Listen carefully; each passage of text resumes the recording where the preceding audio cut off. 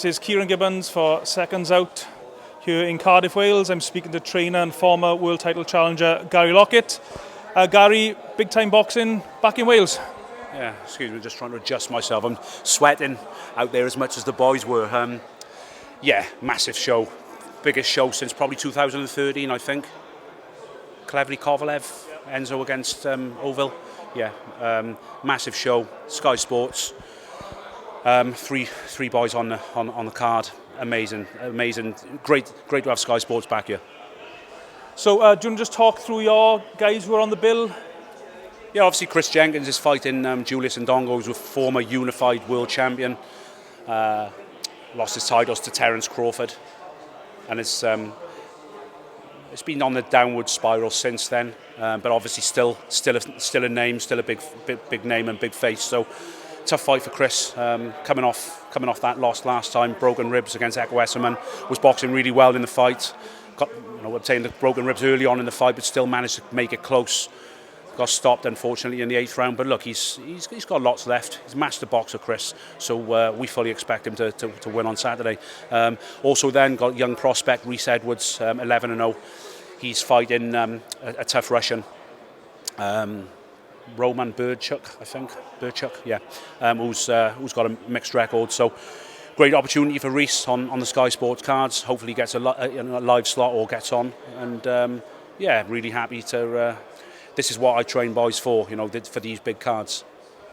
Just going back to the Chris Jenkins fight, it's a strange fight. I think a lot of eyebrows were raised when it was announced. And I mean, when was that fight first mentioned to you as a potential opponent for Chris?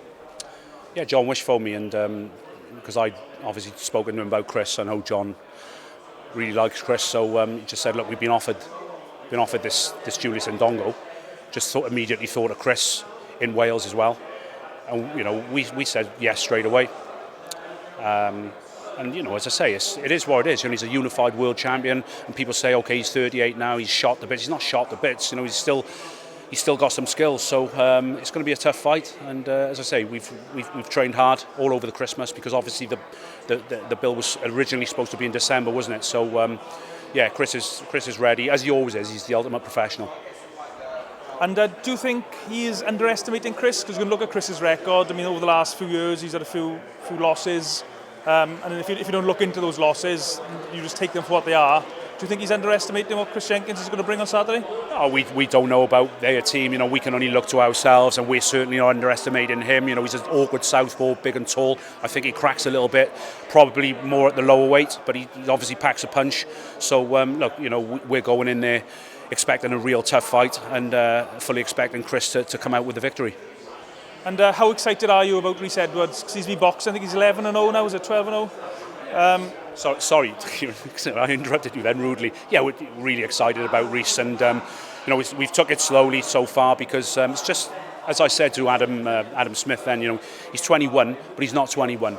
Both physically and mentally, I think he's more immature than that. So I think we've had to take our time with him, and as I say, it's a big stage for him. So this is a big test in itself, and I think he's had the grounding, the fights that he's had so far. And being in the gym with all the, a couple of the champions we got in the gym and being around me, I think he's had the grounding that he needs to be performing on this stage now. How difficult is it for people like you, managers and trainers, when you got, I suppose, people like me and fans wanting people like Reece to go into bigger fights sooner? Yeah, it's very difficult. You get it all the time, and he should be fighting this guy, he should be fighting that guy. Let me be the judge of that. And when he does fight these guys, he's probably good enough to beat them anyway now. But when he does fight these guys, he definitely will beat them, because, talent-wise, he's unbelievable. He's got everything. So it's like I explained to people, talent is only just one small piece of the jigsaw. You've got to have so much, and he's ticking all the boxes. Don't forget, when he turned pro, he was very young. So I think he's ticking those boxes as he goes along now. So, a good performance Saturday, should see him go on to bigger and better things.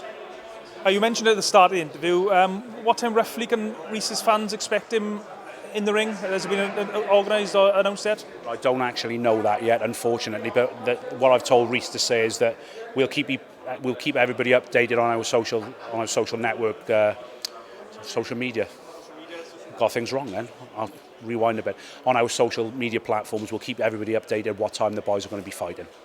Okay, and the main event on Saturday night, Eubank against Liam Williams. Of course, you trained Liam Williams for a number of years, from his second pro fight up until 4 years ago. 3.5 years, yeah, until about 4 years ago. Yeah, Liam he come down the gym Monday to do a session, looked dangerous, looked really, really good. So look, you know, it's a tough fight for both guys, and it's one where, you know, 50% of people are going towards one guy, and 50%, you know, I think a lot of the general consensus is people think Eubank's going to win. I think that, you know, but look, I know what Liam's capable of, and let's not forget what a good boxer he is. I think he's forgot that lately, what a good boxer he is, what good feet he's got.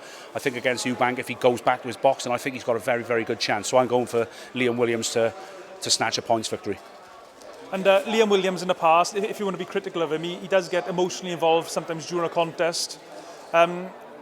Will that be a factor with obviously a massive sellout Cardiff crowd here?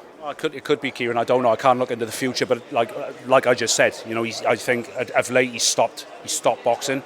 He's used his power. He's going in a little bit too much. You know, I said that to him, and I think he's such a good boxer. You know, and he showed that many times. He's got very good jab, very good feet, good combos off the back foot. And I think he's going to need that against Eubank. And if he does box like that, then as I say, I think he could snatch the victory.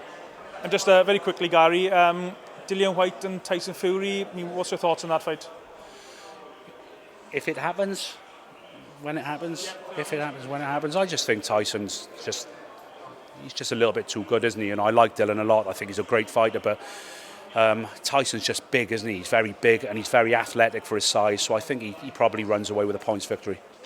And tactically, what can Anthony Joshua do differently in his rematch with Usyk, provided that gets made as well?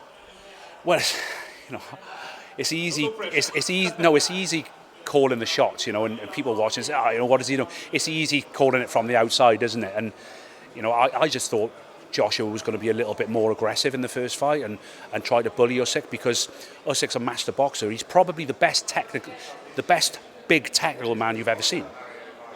So Joshua opted to have a boxing contest with him, and I just think that's where he come up short. But I think if he's more aggressive and he puts him on the back foot and he leans on him and uses his size, I think he's got a lot better chance of coming away with the victory. Okay, cheers, Gary. I know there's lots of other people who want to talk to you, so thanks for your time. Cheers, mate. Thank you.